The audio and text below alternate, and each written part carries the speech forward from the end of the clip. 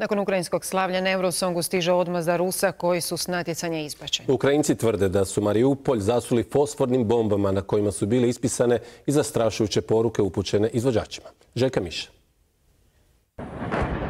Fosforne bombe iznad Azovstalja nakon ukrajinske pobjede na Eurosongu.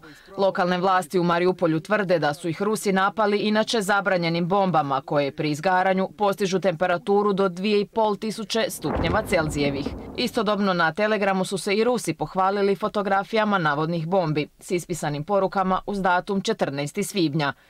Kaluša, kao što je zatraženo, za Azovstalj. Na drugoj piše: Eurovizija 2022. Čuli smo poziv, udarit ćemo Azov. A na trećoj: pomozite Mariupolju, pomozite Azovstalju sada, referirajući se na rečenicu koju je ukrajinski bend izgovorio nakon nastupa. Iako su Britanci objavili da Rusi u pokrajini Donbas značajno zaostaju i neće bitno napredovati, trenutačno se tamo odvija glavnina borbi.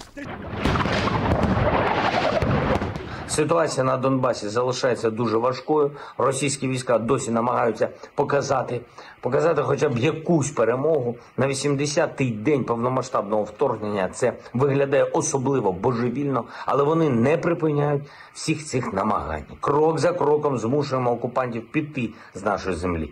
Nakon što su se ruske trupe, prema tvrdnjama Ukrajinaca, povukle iz drugog najvećeg grada Harkiva, vojska obilazi i provjerava okolna sela. Они там, мы здесь, между нами серая килл-зона, которую ни одна из сторон, мы же не россияне кидать всех в безумные атаки, как в Первую мировую.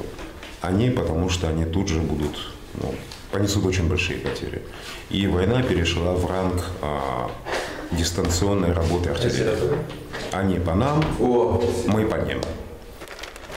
U Harkivu forenzičari pregledavaju i tijela ruskih vojnika prije nego ih ukrcaju u vagone hladnjače. Якщо є якісь ідентифікувальні признаки татуювання або якісь іконки, або якісь хрестики, тоді так ми можемо впізнати. У багатьох з них є шеврони, але у багатьох з них нема документів. Vlakom će tijela biti prevezena do Kijeva, odakle bi trebali biti razmijenjeni s Rusijom u skladu s međunarodnim pravom.